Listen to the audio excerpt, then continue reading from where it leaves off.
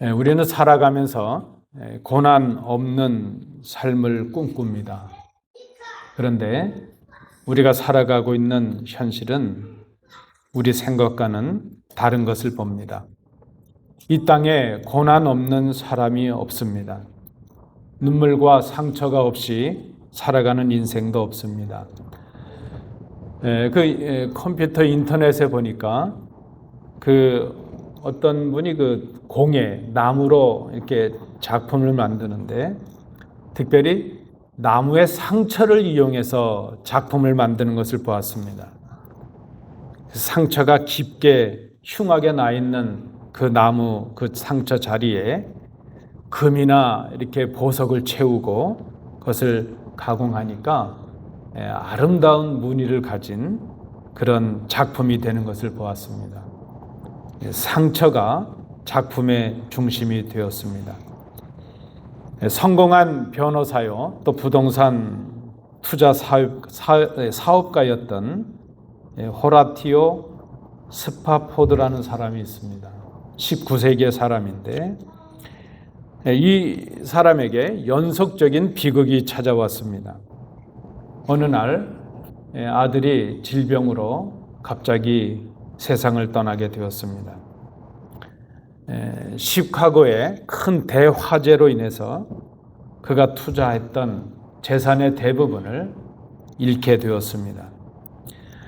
너무나도 갑자기 큰일을 당하게 되니까 가족들과 함께 위로하며 회복하기 위해서 여행을 계획했습니다. 유럽 여행을 계획하고 준비하고 있던 차에 갑자기 업무상의 일이 생겨서 네 딸들과 아내를 먼저 배를 태워 보내고 자신은 이제 뒤이어 가기로 그렇게 했습니다.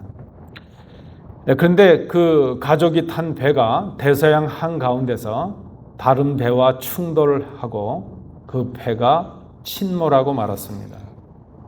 아내가 그에게 소식을 전해왔는데 자신만 살아남았다는 겁니다. 그 소식을 듣고 이제 그가 배를 타고 그 아내가 있는 유럽 땅을 향해 가다가 선장에게 그 말을 듣습니다. 바로 이 지점이 이 바다가 당신들의 딸이 잠들어 있는 곳입니다. 그 말을 듣고 그 딸들이 잠들어 있는 그 바다를 보면서 그 절망 가운데서 그가 하나님을 향해서 고백을 하였습니다. 내 평생에 가는 길 순탄하여 늘 잔잔한 강 같든지 큰 풍파로 무섭고 어렵든지 나의 영혼은 늘 편하다.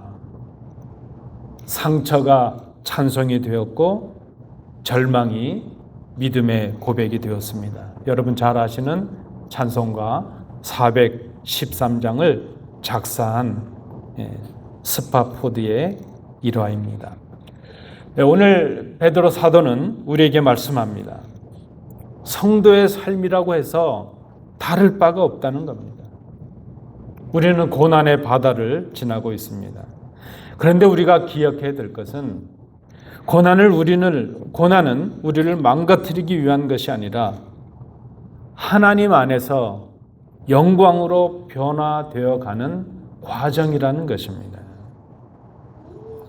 오늘 함께 봉독하신 이 본문의 말씀은 단순히 지금 우리가 고난을 당하고 있는데 우리가 당하고 있는 고난이 잠시 후면 영광이 될 것이라 그렇게 위로하는 말씀으로 끝나지 않습니다.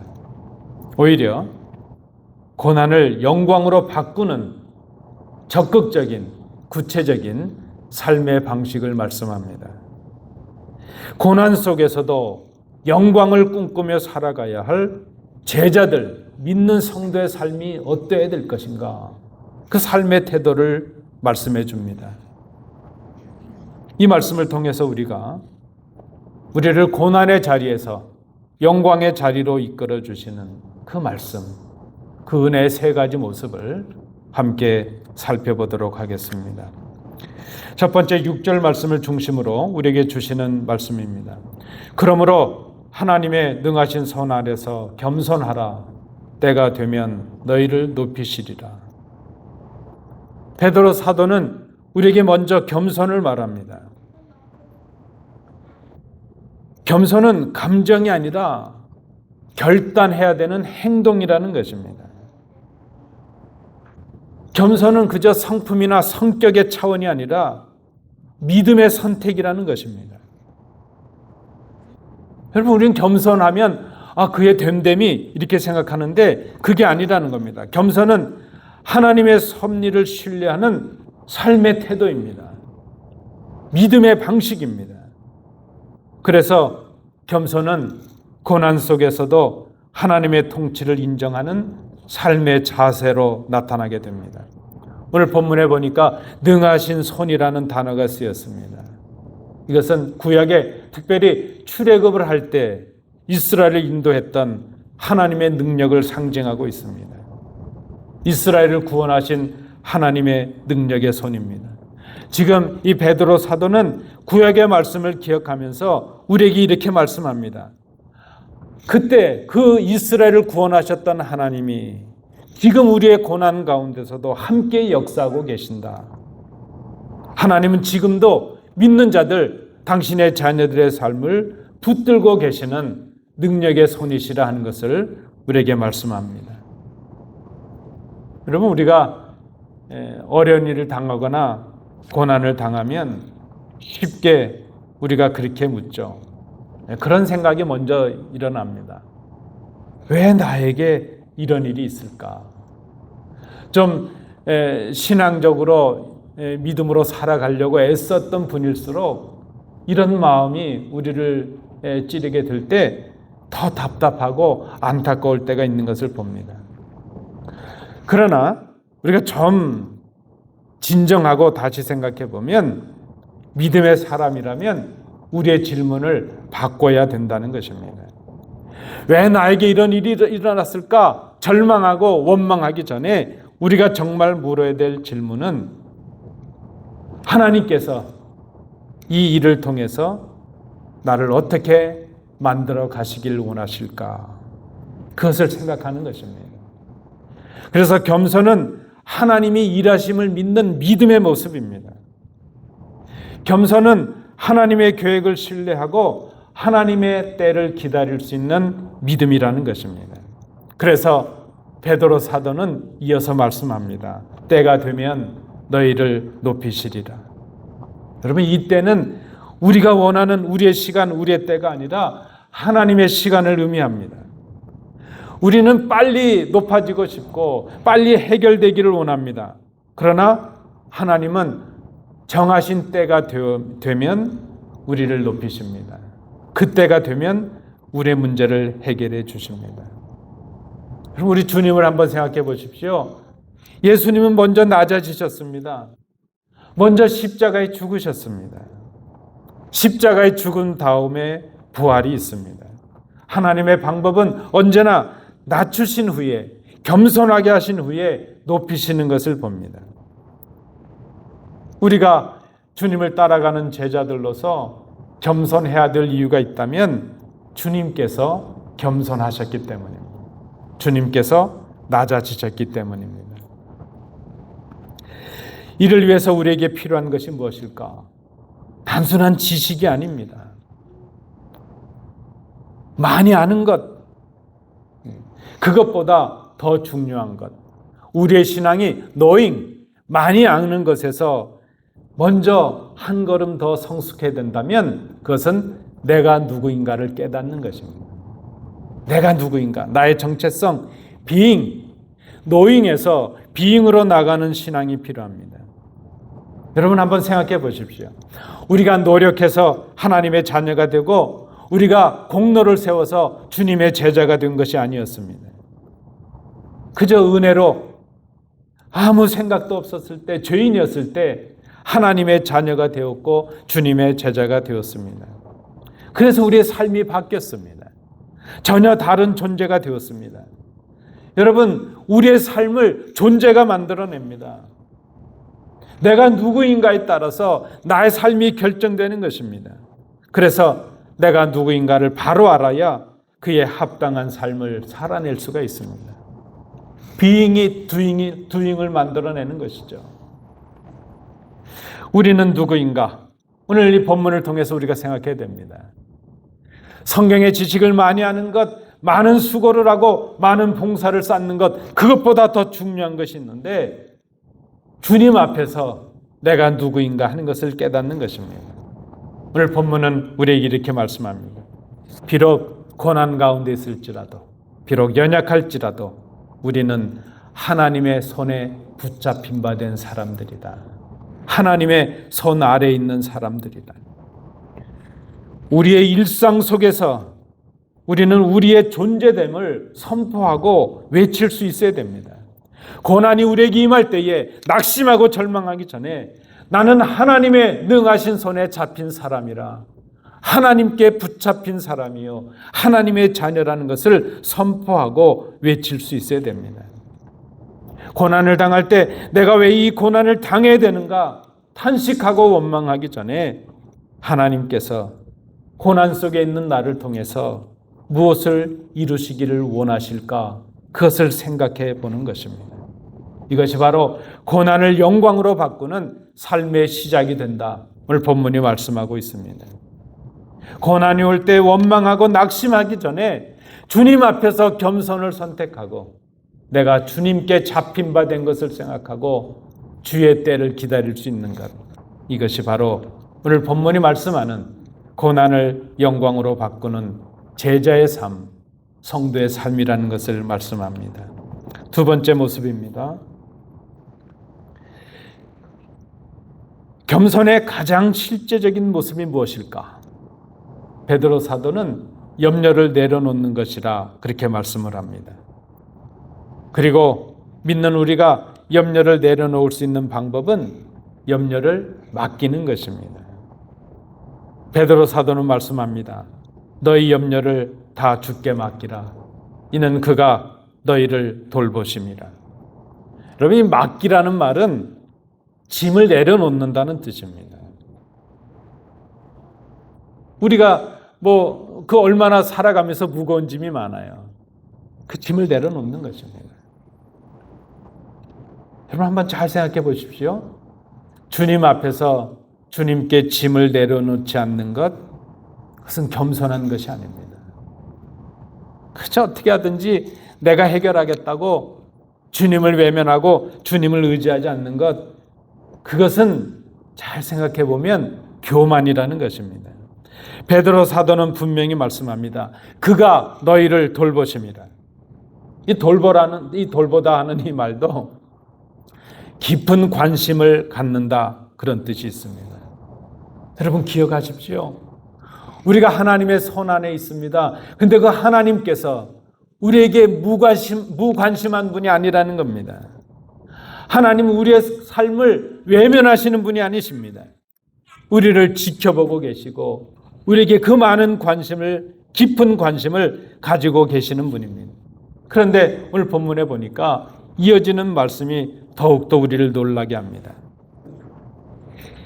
염려를 맡기라는 그 명령 뒤에 바로 이어서 영적 전쟁의 경고가 주어지고 있습니다. 말씀을 읽어드립니다. 근신하라, 깨어라, 너희 대적 마귀가 우는 사자같이 두루 다니며 삼킬 자를 찾나니. 왜 갑자기 이 마귀 이야기가 나올까? 이 영적 싸움에 대한 이야기가 나올까? 여러분 염려를 얘기하다가 짐을 맡기라 그러다가 왜 갑자기 이 영적 마귀와의 싸움을 말씀이 나올까? 여러분 염려하는 것과 영적 전쟁이 결부되어 있기 때문입니다. 염려는 그래서 단순한 감정의 문제가 아니라 사탄의 도구로 쓰인다는 겁니다. 우리의 믿음을 흔드는 영적 공격의 무기가 될 수 있기 때문입니다. 마귀의 전략은 단순합니다. 고난을 우리에게 주고 하나님을 의심하게 만듭니다. 하나님 없이 혼자 싸우도록 우리를 만들어 갑니다.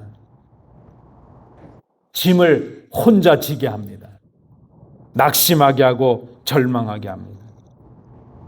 여러분, 염려를 우리가 붙들고 있으면 우리는 패배할 수밖에 없습니다. 우리의 힘과 능력이 부족하기 때문입니다. 그런데 그 하나님께 우리의 짐을 맡기게 되면 그때부터 우리를 대신해서 하나님이 싸우십니다. 그래서 사도 베드로는 우리에게 이렇게 권면합니다. 믿음을 굳건하게 하여 그를 대적하라. 염려에서 우리가 자유롭고 승리할 수 있는 비결은 무엇인가 하면 우리의 염려를 하나님께 맡기는 것입니다. 내 힘과 내 능력으로 싸우는 것이 아니라 우리가 가진 그 무거운 모든 짐을 하나님께 맡기는 것입니다. 염려를 하나님께 맡기는 순간 우리는 패배자가 아니라 승리자의 삶을 살 수 있다는 것입니다. 고난을 영광으로 바꾸는 사람은 염려를 붙들고 혼자 애쓰는 사람이 아니라 그 모든 염려와 짐을 맡기는 사람입니다. 사랑하는 성도 여러분, 혼자 짐을 지지 마십시오. 가정의 일도 그렇고 교회 일도 그렇습니다. 그저 혼자 해결하려고 하다 보면 지칩니다.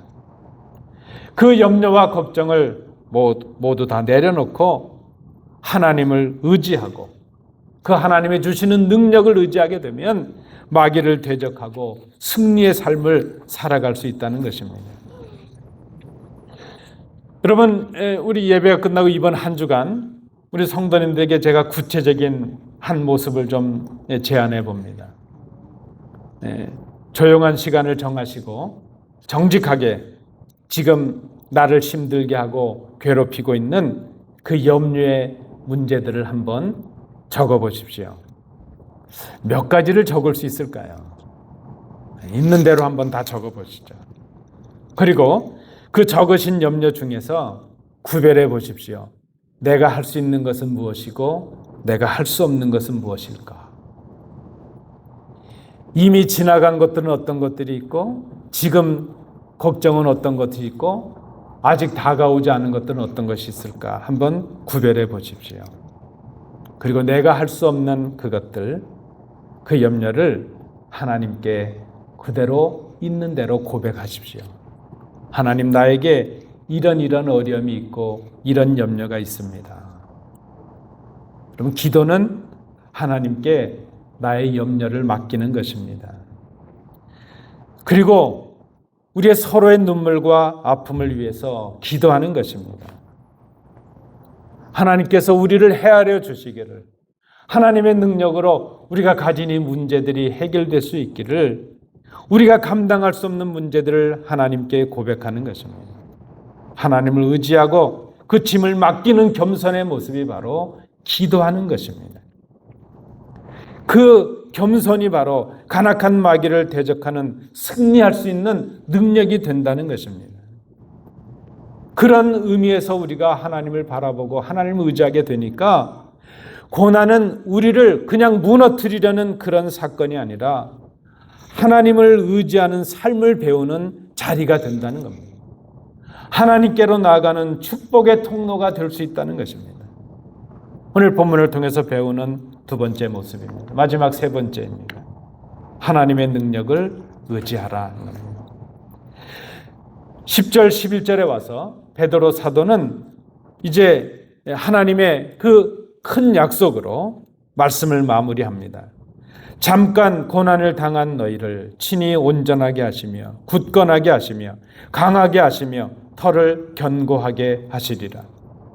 이 구절에서 우리가 주의 깊게 보아야 될 핵심 단어는 잠깐이라는 단어입니다. 여러분, 똑같은 고난을 당해도요, 내가 당하는 고난은 길어 보여요. 그렇죠. 내가 어려움을 당하는 건 다른 사람보다 다 길어 보여요. 우리 남성분들 그 군대 얘기하면요, 똑같은 군대 갔다 왔는데 당신이 당한 게 제일 힘들었다 그래요. 다 우리 마음속에 그런 마음이 있죠. 우리의 고난은 길게 느껴지는 것이 사실입니다. 어떤 고난은 평생을 우리가 짊어져야 될 고난으로 느껴질 때도 있습니다. 그런데 그 모든 고난들, 어쩌면 우리가 평생을 짊어져야 될 고난까지도 베드로 사도는 이렇게 말합니다. 잠깐의 고난이라는, 잠깐의 고난. 이 의미가 무엇일까요? 베드로 사도의 의미는 그것입니다. 이제 우리가 장차 주님의 능력을 통해서 받게 될 그 영원한 영광과 비교해서 볼 때 이 땅에서 받는 고난은 잠깐에 불과하다는 것입니다. 믿는 우리의 삶은 잠깐의 고난에서 영원한 영광으로 나아가는 과정이라는 것입니다. 그렇게 보니까 고난은 하나님이 우리에게 주시는 최종 목적지가 아니라 영광으로 이끌어주는 과정이요, 도구였다는 것입니다. 베드로 사도가 이것을 깨닫게 되었습니다. 이것을 깨달은 베드로 사도는 이제 그 하나님을 은혜의 하나님 그렇게 부릅니다. 우리에게 고난을 허락하시지만 동시에 은혜를 주셔서 우리의 고난을 방관하지 않으시고 그 고난을 통해서 우리를 성숙한 주의 잔으로 이끌어 가시는 그 은혜의 하나님인 것을 고백하고 있습니다. 고난이 우리를 성숙한 자녀로 변화시키는 과정이었다는 것입니다. 하나님이 어떻게 역사하십니까? 오늘 본문에 보니까 온전하게 하신다 그랬습니다. 이 온전하게 하다는 단어의 원래 의미는 찢어진 그물을 다시 깁는다 하는 뜻이 있습니다. 여러분, 고난은 때로 우리를 찢어 놓습니다. 우리의 마음을 찢고 우리의 아름다운 관계들을 찢고 우리의 삶을 흐트러 버립니다.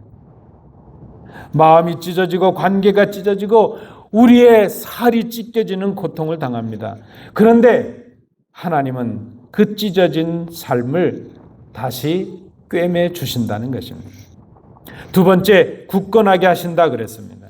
흔들리던 믿음을 다시 세우신다는 의미입니다. 고난은 우리를 흔들 수 있습니다. 그러나 하나님은 우리를 그 흔들림에서 굳건하게 세워주십니다. 세 번째, 강하게 하신다 말씀합니다. 힘을 잃고 낙심한 사람들에게 새 힘을 주십니다. 여러분, 고난은 우리의 힘을 뺏어갈 수 있어요. 그러나 하나님께서는 주 안에서 그 고난을 감당하는 우리들에게 새로운 힘을 공급해 주십니다. 마지막으로 터를 견고하게 하신다 그랬습니다. 이 말은 건축에 쓰여지는 단어입니다. 다시는 쉽게 무너지지 않도록 기초를 단단히 세워주신다는 약속입니다. 우리는 그렇게 기도하죠. 고난을 당하게 되면 그 고난 자체를 없이 해달라고, 속히 없이 해달라고 기도합니다. 그런데 하나님은 그 고난을 제거하시기 전에 그 고난을 통해서 우리를 더 성숙한 제자로 완성해 가십니다. 그런데 본문을 보십시오. 이 말씀, 하나님께서 네 가지로 사역하시고 우리를 인도해 주시는데 더 놀라운 말씀이 기록됩니다. 이 모든 것을 우리를 위하여 하나님이 친히 하신다는 겁니다. 하나님이 친히 하신다. 회복과 치유와 인도하심의 주어가 내가 아니라 하나님이십니다. 여러분, 믿음이 무엇입니까? 믿음은 주어를 바꾸는 사건입니다. 내가 내 삶의 주인이었다가 이제는 하나님이 내 삶의 주인이 되게 하시는 것, 그것이 바로 믿음이라는 것입니다. 하나님이 온전하게 하시고 하나님이 굳건하게 하시고 하나님이 강하게 하시고 하나님이 터를 견고하게 하신다는 것, 진정한 믿음과 진정한 그 믿음의 변화는 내 인생의 주어가 내가 아니라 하나님이 되시는 사건입니다. 주인을 바꾸는 것입니다. 고난의 자리를 통해서 우리가 해야 될 일이 있다면 내 삶의 주인을 바꾸는 것입니다. 주인을 바꾸는 이 고난을 통과한 사람의 특징이 무엇입니까? 기쁨과 찬양과 평안입니다.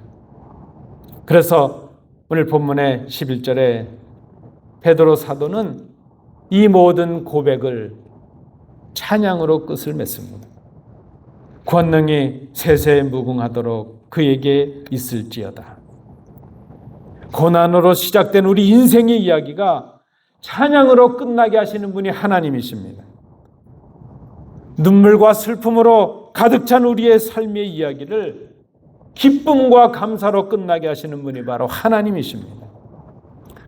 그래서 여러분 기억하십시오. 고난의 끝은 절망이 아니라 영광을 맛본 자의 하나님을 향한 찬송이 되게 하십니다. 그래서 우리는 오늘 이 고난의 자리 속에서도 소망을 바라보게 됩니다. 고난의 목적은 단 하나입니다. 우리를 하나님이 원하시는 성숙한 제자로 만드시는 것, 하나님이 원하시는 성숙한 교회가 되게 하시는 것. 그래서 하나님은 우리를 그저 우리만 위로하시고 우리만 성숙하게 하기를 원하지 않으십니다. 먼저 우리를 고난을 통과하게 하신 후에 하나님은 그 고난을 통과한 우리의 믿음을 이전보다 더욱 단단하게 하셔서, 그리고 고난을 이긴 우리로 하여금 지금 고난 속에 있는 이웃과 형제들을 돌아보고 그들을 세우게 하십니다.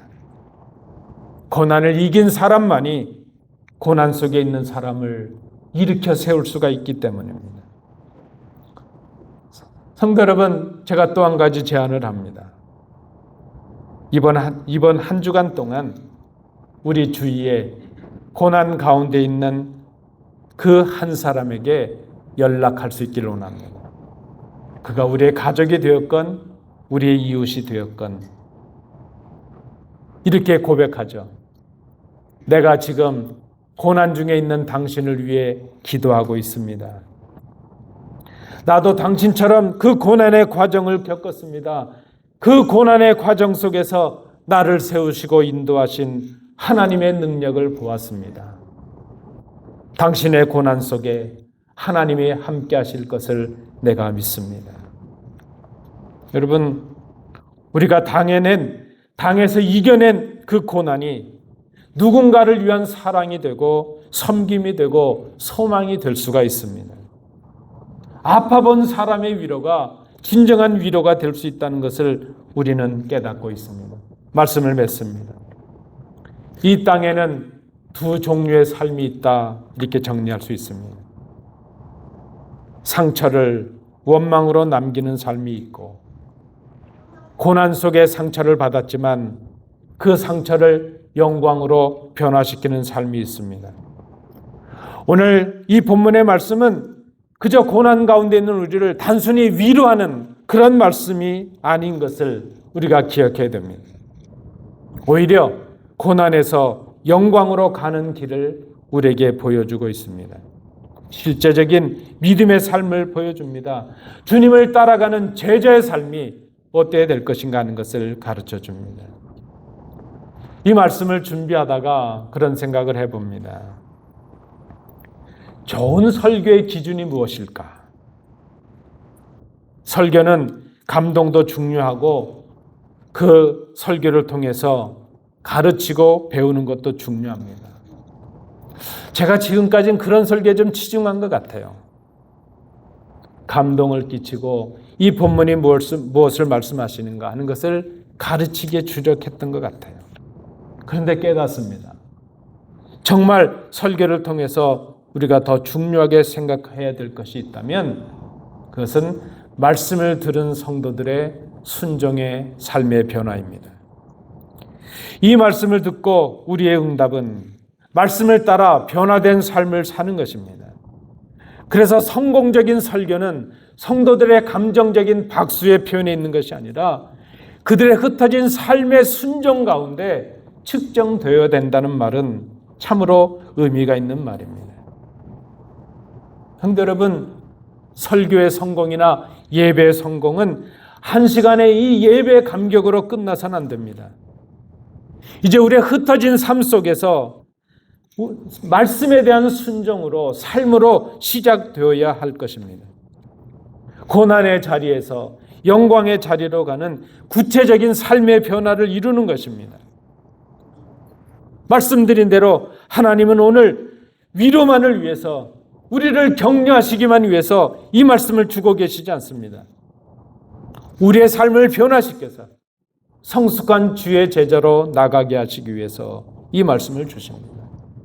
성도 여러분, 착각하지 마십시오. 우리가 당하는 고난은 자동으로 영광이 되는 것이 아닙니다. 가만히 있어도 영광이 되는 것이 아닙니다.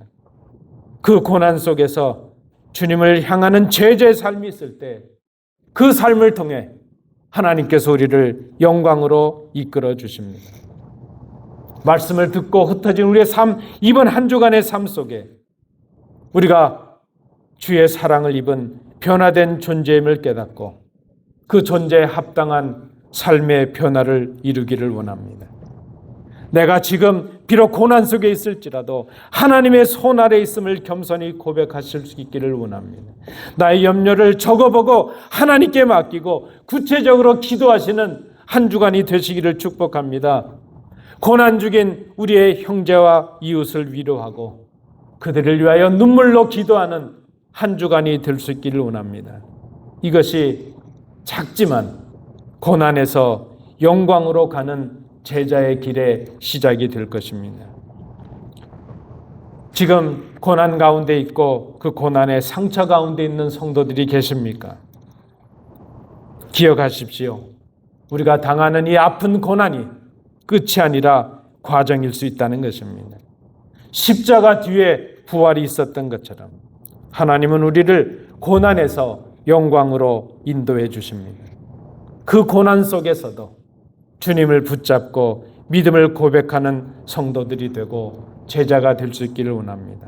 그리고 그 고난을 극복한 우리가 고난 중에 있는 성도들, 우리 이웃들에게 손을 펴서 그들을 세워줄 수 있기를 원합니다. 고난을 피하는 삶이 아니라 고난을 영광으로 바꾸는 복된 삶을 살아가시는 이 한 주간이 될 수 있기를 축복합니다. 기도하겠습니다.